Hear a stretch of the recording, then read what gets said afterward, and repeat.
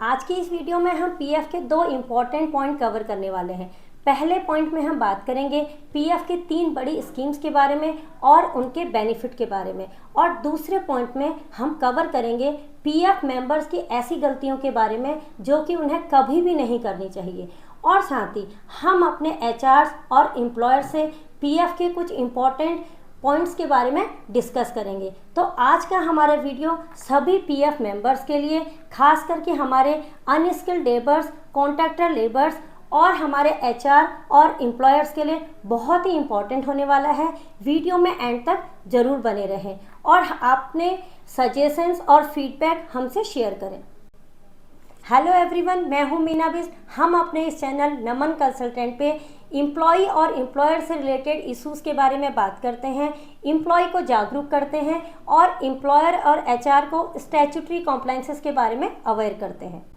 तो पहले हम बात करेंगे पीएफ के बेनिफिट के बारे में। अगर आप भी एक पीएफ के मेंबर हैं, आपका पीएफ का अकाउंट है, तो ये आपका केवल एक सेविंग अकाउंट नहीं है, बल्कि पीएफ अकाउंट के साथ में आपको 3 बड़ी स्कीम्स का भी बेनिफिट मिलता है। तो पहली हमारी स्कीम है ईपीएफ, जो कि 1952 में आई। ये आपकी एक सेविंग अकाउंट है। इस अकाउंट में आपको इंटरेस्ट मिलता है और जो ये इंटरेस्ट रेट है अभी इस टाइम पे 22-23 का इंटरेस्ट रेट जो गवर्नमेंट ने डिक्लेयर किया है वो 8.15% है। तो मार्केट में जितनी भी सेविंग प्लान्स हैं, जितनी भी सेविंग स्कीम है, सभी स्कीम से इस स्कीम में सबसे ज़्यादा इंटरेस्ट रेट मिलता है। ये आपका एक बहुत अच्छा सेविंग स्कीम है जो कि फोर्सफुली गवर्नमेंट द्वारा या एम्प्लॉयर से आपको करवाया जाता है। और जो हमारा दूसरी स्कीम है, दूसरा बेनिफिट है, वो है ईपीएस, जो कि एक पेंशन स्कीम है जो 1995 में आई थी। इस स्कीम से आपको पेंशन का बेनिफिट मिलता है। रिटायरमेंट के बाद आपको पेंशन मिलती है और अगर मेंबर की किसी भी वजह से डेथ हो जाती है तो मेंबर की जो नॉमिनी हैं, उनके बच्चे हैं, उनको भी पेंशन का बेनिफिट मिलता है। और मेंबर को पेंशन तभी मिलती है जब उसका जो कंट्रीब्यूशन पीरियड है, यानी कि जॉब का जो पीरियड है, वो कम से कम 10 साल होना चाहिए। अब जो तीसरा हमारी बेनिफिट है वो है ईडीएलआई, यानी कि ये एक इंश्योरेंस स्कीम है जो कि 1976 में आई थी। और इस स्कीम का जो पहले इंश्योरेंस स्कीम का जो अमाउंट था वो पहले 6 लाख था और फरवरी 2020 के बाद ये अमाउंट 7 लाख का हो गया है। इस अमाउंट में अगर मेंबर की किसी भी वजह से, कोई भी बीमारी की वजह से या कोई भी प्रॉब्लम की वजह से डेथ हो जाती है तो उसके नॉमिनी को 7 लाख का इंश्योरेंस का अमाउंट मिलता है। और ये जो इंश्योरेंस अमाउंट है ये तभी मिलता है अगर मेंबर सर्विस में हो, यानी कि अगर मेंबर ड्यूटी पे हो तभी उसको इंश्योरेंस का अमाउंट मिलेगा। अगर वो ड्यूटी पे नहीं है, सर्विस छोड़ चुका है, तो उस टाइम पे उसको ईडीएलआई का बेनिफिट नहीं मिलेगा। अगर किसी भी वजह से मेंबर बीमार होता है या कोई प्रॉब्लम होती है, वो छुट्टियों पे चल रहा है, तो उस पीरियड में उसको रिज़ाइन नहीं देना चाहिए, उसको उस टाइम पे लीव पे रहेगा। अगर कोई प्रॉब्लम होती है तो फैमिली को ये बेनिफिट मिलेगा। अब हम बात करेंगे एम्प्लॉय जो गलतियां करता है। एम्प्लॉय गलतियां, जो सबसे बड़ी गलती एम्प्लॉय करता है वो ये है, जब कोई भी एम्प्लॉय एक कंपनी को छोड़ के दूसरी कंपनी में जाता है, तो पहली कंपनी पीएफ का मेंबर है और दूसरी कंपनी में भी पीएफ का मेंबर है, तो एम्प्लॉय अपनी पहली कंपनी का पूरा फुल एंड फाइनल विड्रॉल करवा लेता है और तब जब दूसरी कंपनी में ज्वाइन करता है तो उस टाइम पे वो फ्रेश दोबारा से पीएफ का मेंबर बन जाता है। जैसे कि हमने दूसरी स्कीम के बारे में आपको बताया, पेंशन स्कीम के बारे में, वो तभी आपको मिलेगी जब आपकी सर्विस जो है 10 साल से ज़्यादा होगी। लेकिन अगर आप बीच बीच में अपना पैसा निकालते रहेंगे फुल एंड फाइनल, इस तरीके से आपकी जो सर्विस का ईयर है वो कम होता रहेगा और आप पेंशन के मेंबर नहीं रहेंगे।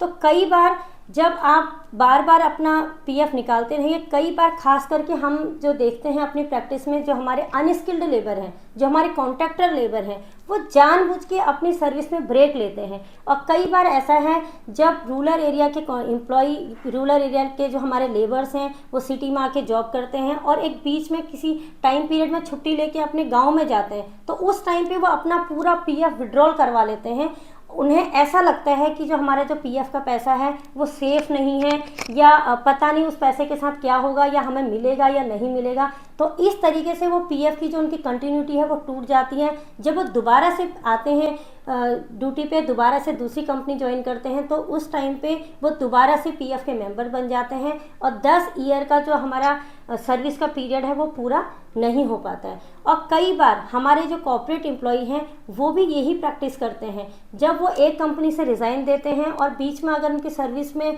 कुछ पीरियड का कुछ गैप होता है तो उस पीरियड में वो अपना पुरानी कंपनी का पैसे को विड्रॉल करवा देते हैं, जो कि एक बहुत गलत प्रैक्टिस है। आपको ऐसा कभी भी नहीं करना चाहिए। बजाय इसके कि आप फुल एंड फाइनल विड्रॉल करें, आपको पहली कंपनी के पैसे को दूसरी कंपनी में ट्रांसफ़र करवाना है। यूएएन नंबर आपका सिंगल रहेगा, आपकी मेंबर आईडी अलग अलग हो जाती हैं अलग अलग कंपनियों में। तो आप ट्रांसफ़र कराने के लिए फॉर्म नंबर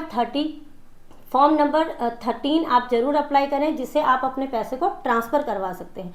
और अगर किसी भी वजह से आपको कुछ भी अमाउंट की रिक्वायरमेंट है तो उस टाइम पे आप फॉर्म नंबर 31 भर के अपना एडवांस अमाउंट विड्रॉल करवा सकते हैं। तो ये गलतियां आप बिल्कुल भी ना करें।